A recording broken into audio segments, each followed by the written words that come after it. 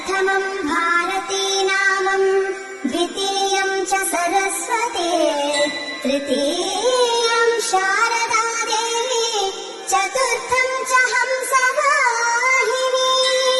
पञ्चमं जगति ख्यातं, षष्ठं च वागीश्वरी तथा कौमारी, सप्तमं प्रोक्तम्, अष्टमं ब्रह्मचारिणी, नवमं बुद्धिदात्री च, दशमं वरदायिनी, एकादशं क्षुद्रघण्टा, द्वादशं भुवनेश्वरी।